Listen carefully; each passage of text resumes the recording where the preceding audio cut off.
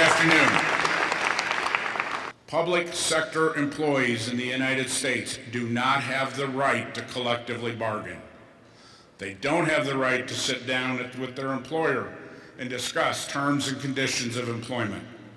In 1930s, the National Labor Relations Act was passed. It gave all the private sector employees in the United States the right to unionize, to form a union, to sit down across the table and talk to their employer about terms and conditions of employment. Public employees have never had that right federally. Each state has to pass a law. Each state's laws differ. A lot of them differ from Iowa's law. We do not have the right to strike, but we have final and binding arbitration. You know, I will publicly say right now, I would rather be in your world if your world could be moved to Iowa. I don't know that I want to live in Canada. I don't know that I could survive your winters. But I would like your labor law, and I would definitely like your Supreme Court to move to the United States, because the Supreme Court we have sucks.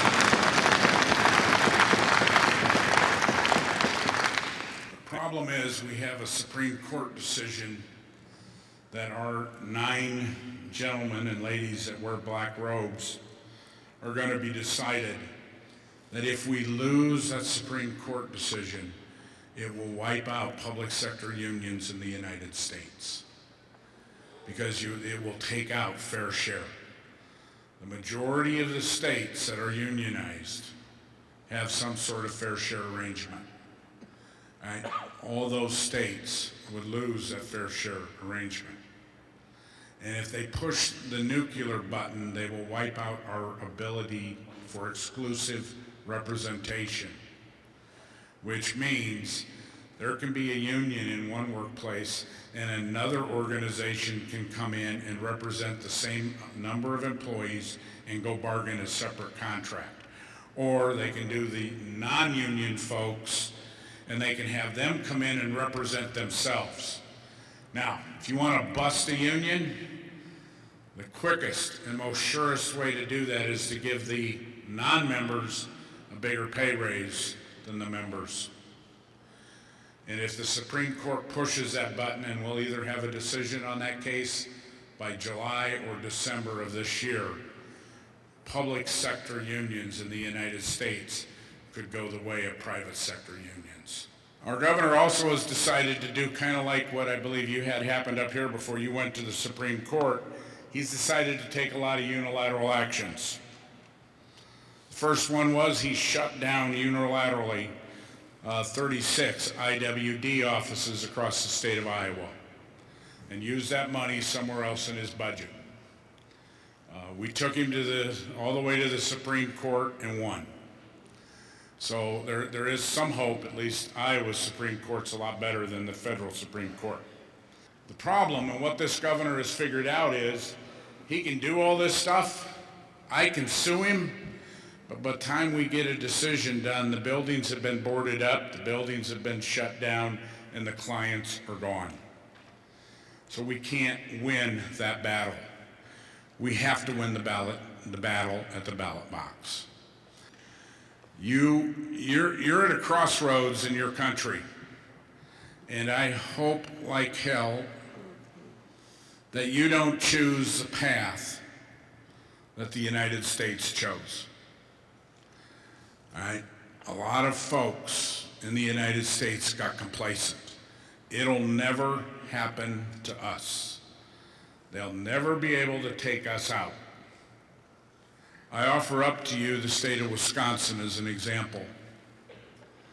60,000 union members in the state of Wisconsin, and they have lost everything. They no longer have the ability to collectively bargain. They didn't wipe out their law. Scott Walker gutted their law. You know, this attack just isn't happening in your country. It's continuing in ours. Illinois, they're trying to turn Illinois into a right-to-work state. Now, they can't do it statewide, so they're trying to do right-to-work zones, where a city can designate itself as a right-to-work zone not the whole state, and they're going to pick them off city by city by city. Kentucky's doing the same thing. So this movement that I believe is out there attacking all of us is really attacking all of us. It's not unique to the United States, and you guys have to fight to make sure that they find somewhere else to go other than Canada.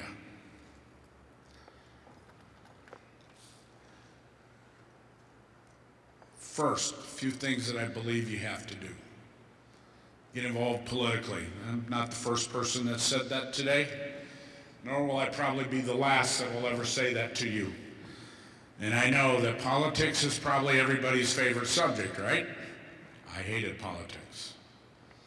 I don't have any choice because of the position I hold. Challenge all of you. None of you cannot afford to do a weekend in the next election. Cannot afford to make phone calls. Cannot afford to get out and knock on doors. Because you need to defeat this guy you have up here, because he's coming after you. Okay?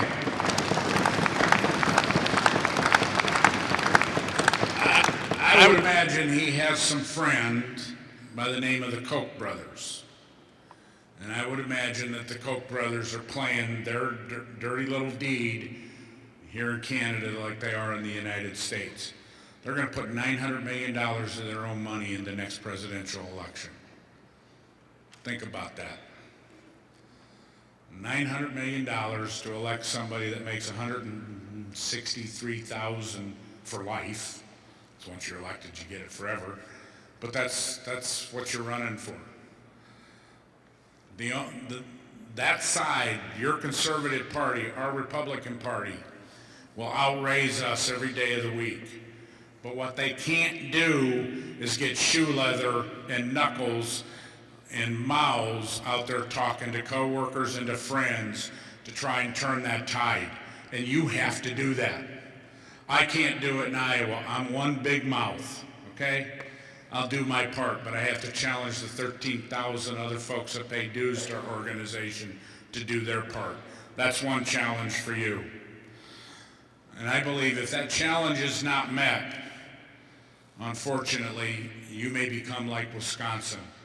Because if we get complacent and if we think, hell, it'll never happen in Canada, bullshit, it will happen here, because these people won't quit until they make it happen here. So you got to run them out of your country and do that.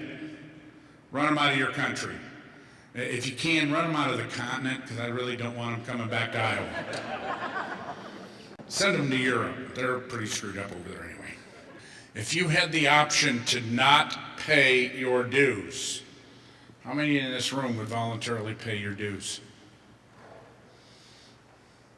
That's a tough question, folks. Ask that in your membership meetings.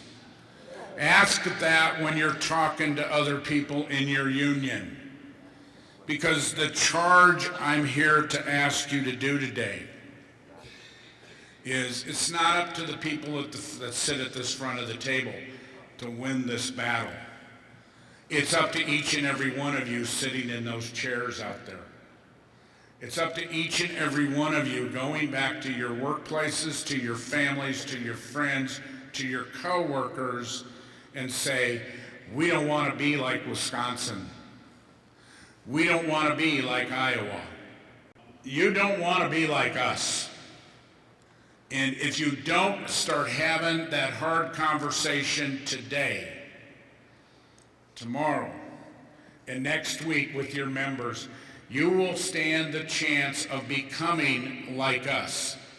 I will debate with anybody, anywhere, anytime, the value of a labor union.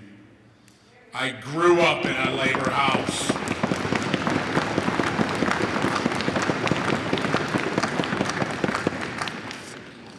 My old man was a Teamster, and he got laid off. They shut down the company he worked for, and he was unemployed for a period of time. He got lucky, got a job working for the school district as a custodian. Maintenance engineer, he always told me.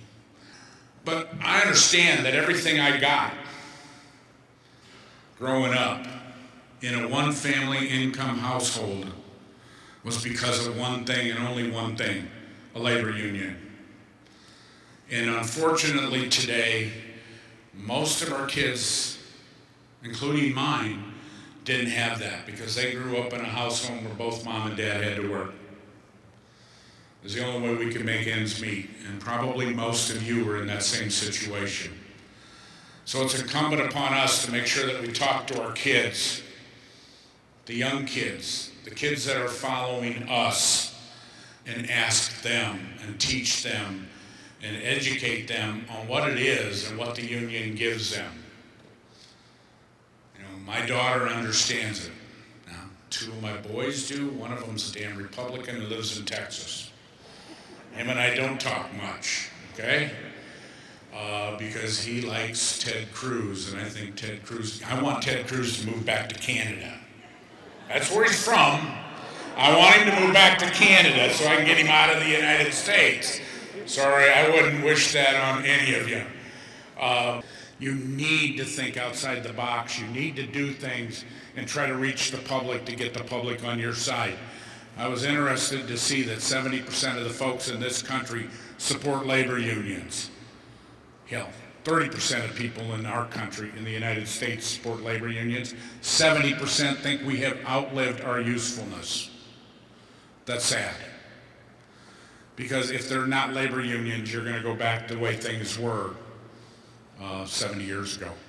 And the last thing I want to say to you is there's just one thing that really irritates the hell out of me.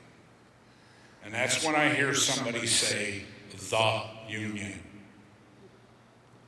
It ain't the union, folks. It's your union. It's our union. It's my union. It ain't the union, because when you use the word the union, you're blaming somebody else for something. Take ownership of your union. Make it your union. Make it my union.